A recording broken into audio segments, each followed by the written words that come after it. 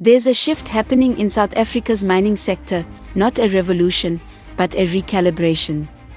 And at the center of it is small business.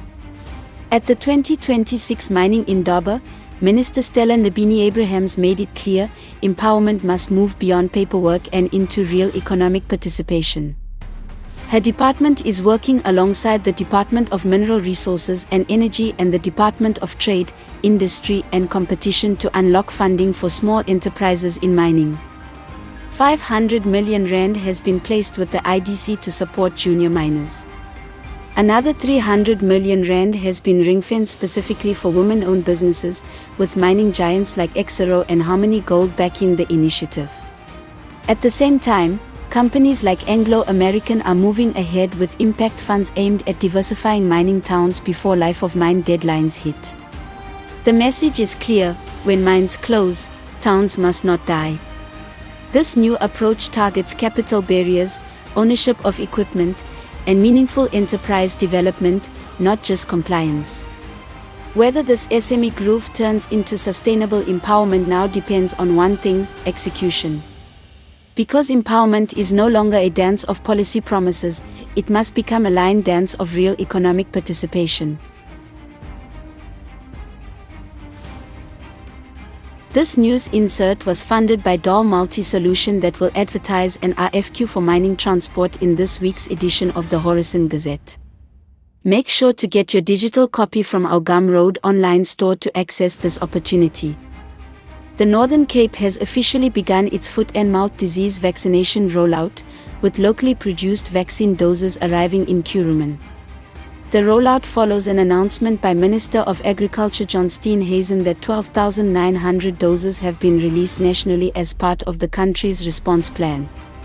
In the province, Agriculture Minister Mot Leping handed over the first batch, highlighting the urgency of containing the outbreak.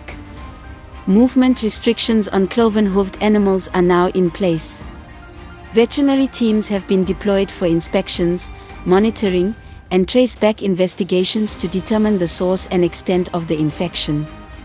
Farmers are urged to strengthen biosecurity and avoid moving livestock without state veterinary approval.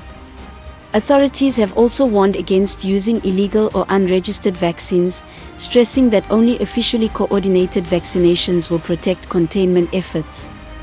An additional 600 emergency vaccine doses have been secured for farms within the surveillance zone, prioritizing affected cattle.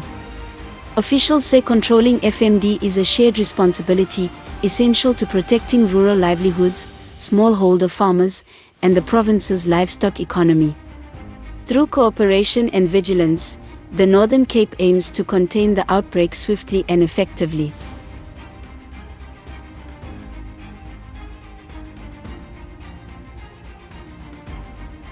This news clip was funded by Emmanuel Transport, now offering their trailer hire services in Postmasburg.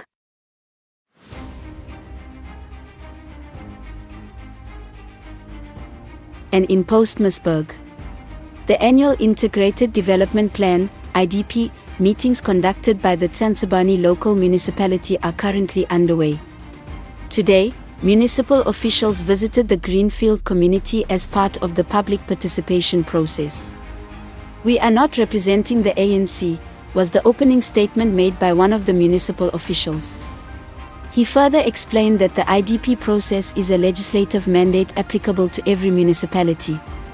The purpose of these meetings is to create a platform for dialogue with residents, identify community needs, and align municipal budgeting accordingly. During the engagement, officials indicated that high-mast street lights have been installed in the area and that roadworks for proper streets are in the planning phase. The municipality also continues to supply water to the Greenfield community through a water tankering system. However, concerns were raised about the high crime rate in the area, which residents attribute largely to unoccupied shacks. "We do have a broader development plan for the Greenfield community," one of the officials assured attendees. Although tensions were reportedly high during parts of the meeting, it was acknowledged that certain services within the current municipal budget have indeed been delivered, including the installation of high-mast lighting and the provision of water. The IDP meetings will continue until all wards within the municipality have been engaged.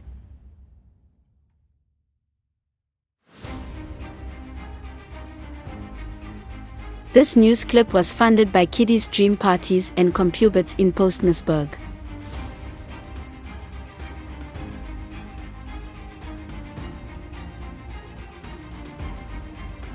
And finally, the wait is almost over for the young people who participated in the recent auditions conducted by Cock Media for their award-winning stage drama.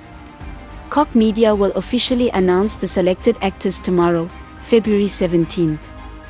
A big thumbs up to all the talented youngsters who stepped forward and showcased their skills. For many, this could be the first step toward a bright future on stage, and perhaps even on the big screen. The spotlight is ready. Now we wait. Horizon Media is the official marketing partner for Cock Media on this award-winning production.